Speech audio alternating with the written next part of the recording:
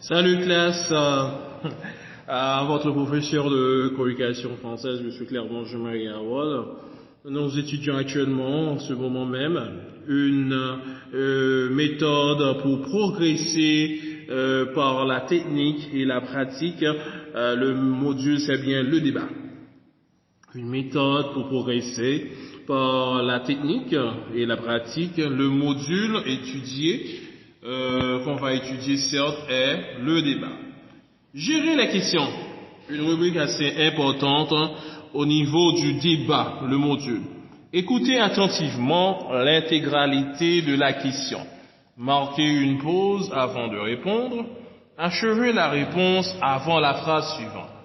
Ne pas se mettre en position défensive, pas de commentaires personnalisés, ne pas traiter les détails séance tenante. Identifier le questionnaire, si possible, ne pas prétendre connaître la question avant qu'elle soit posée. Période de questions et réponses.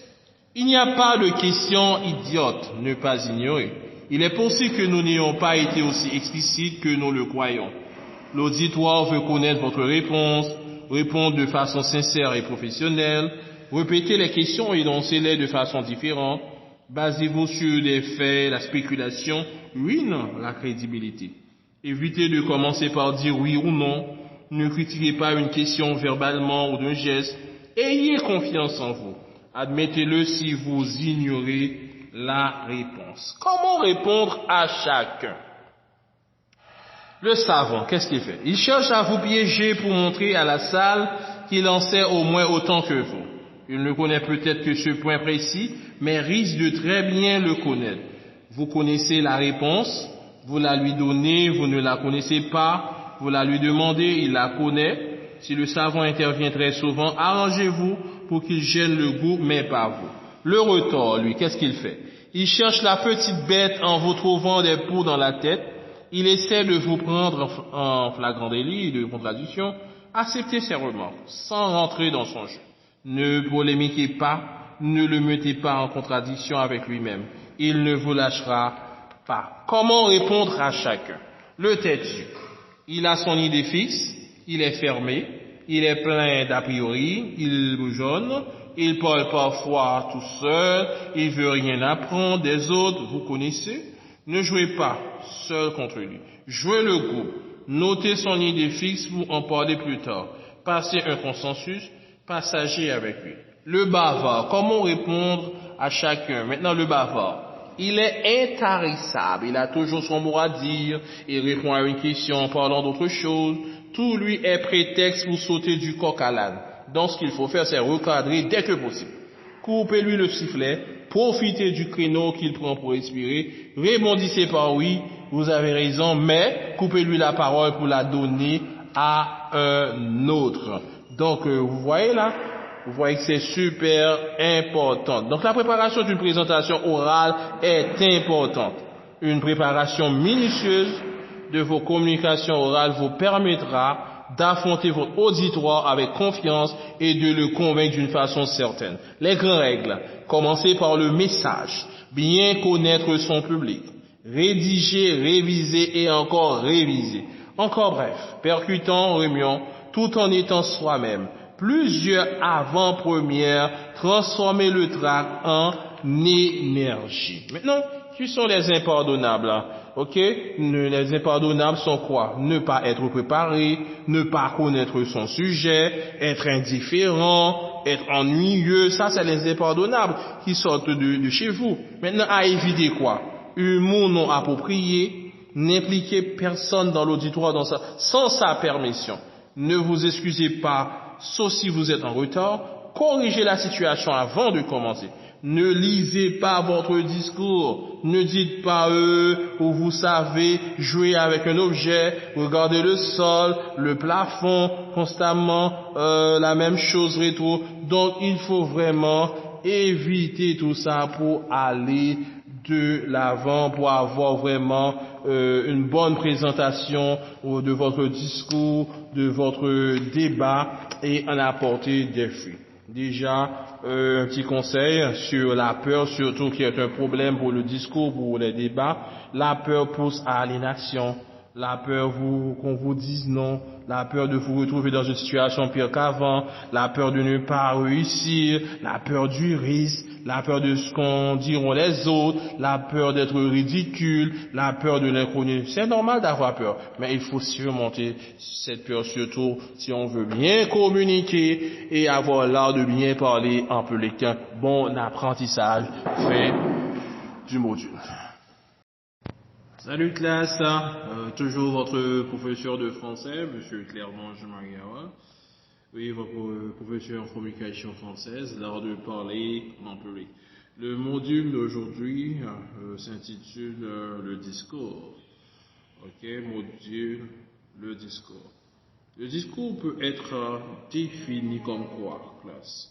Le discours peut être défini comme toute prise de parole en public, qui va du discours de table pour un mariage à la remise de médailles ou au cours magistral en passant par le grand oral de l'examen ou l'exposé professionnel. Toutes ces prises de parole reposent sur quelques principes de base communs avec une même nécessité: faire savoir, faire comprendre, faire partager. Le discours peut s'adresser à peu de gens ou à des centaines, voire des milliers. Mais la situation est la même. Le message est descendant, l'orateur parle et les autres se taisent. C'est cette situation seule contre tous qui rend cette opération si délicate. Quels sont les types de discours? Il y a 4 types de discours, classe. Le discours des faits, le discours d'information, le discours de formation, le discours d'occasion. Les types de discours, 4 types de discours, classe: le discours des faits, le discours d'information, le discours de formation, le discours d'occasion. Maintenant, le discours des faits. Dans le discours des faits, on voit l'énergie, on voit la conviction, on voit l'engagement. L'orateur doit présenter des qualités, il doit être objectif, c'est le reflet de l'opinion de l'orateur. D'accord? Il doit être vraiment basé sur les motivations, les opinions et les sentiments. Donc son objectif est de mobiliser et de motiver, d'accord, l'affectif sensibilisé pour entamer ou bien pour atteindre l'objectif. Donc ici c'était le discours des faits qui se concentre sur l'énergie, la conviction, l'engagement. L'orateur doit présenter des qualités. L'objectif c'est le reflet de l'opinion de l'orateur. Et oui, il doit être vraiment s'accentuer sur les motivations, les opinions et les sentiments. Et son objectif, c'est de mobiliser et de motiver, d'accord, l'affectif et sensibiliser. Ici, c'était le discours des faits. Maintenant, prenons le cas du discours d'information. Le discours d'information, classe, c'est annoncer dès le début de l'intervention qu'un débat sera ouvert, supplément, d'accord? Cela évitera à l'orateur d'être interrompu, d'accord? Il doit être objectif. Son rôle principal, on parle toujours du discours d'information, son rôle principal est de porter à la connaissance des autres messages venus souvent d'ailleurs. Et ensuite, il y a les interprétations personnelles, volontaires ou pas sont à éviter. Il s'agit de discours d'information qui est d'annoncer dès le début de l'intervention qu'un débat sera ouvert. D'accord? Supplément d'information, cela évitera à l'orateur d'être interrompu.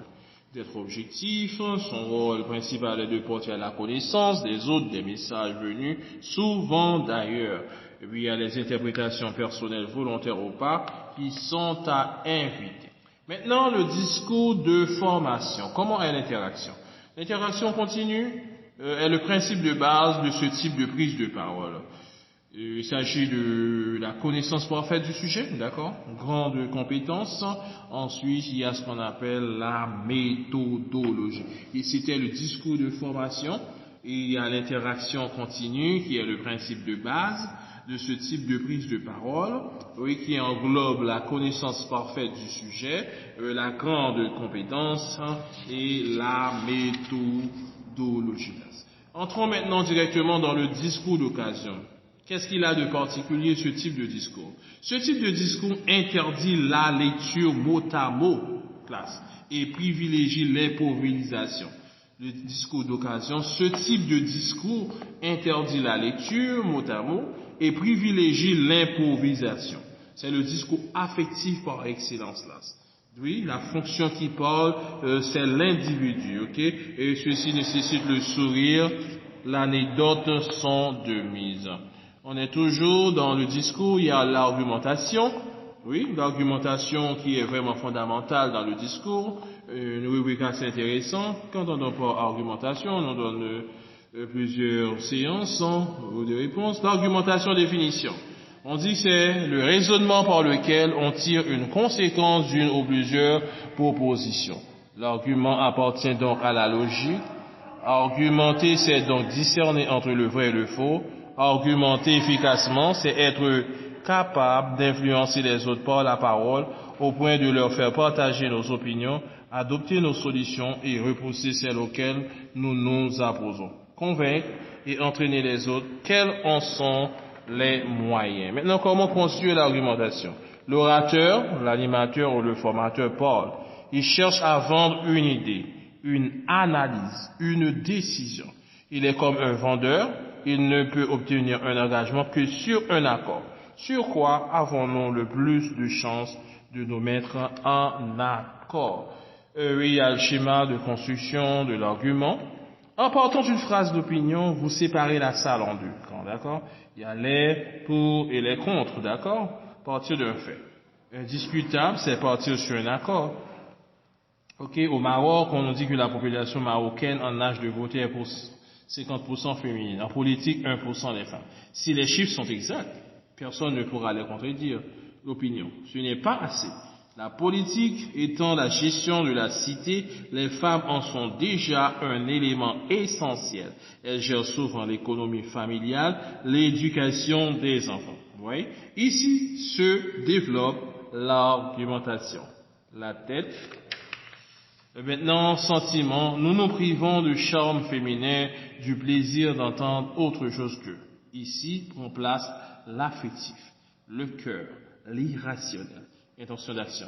Il faut agir dans ce sens. Décider qu'un quota minimum donné aux femmes une formation qui leur donnera la possibilité.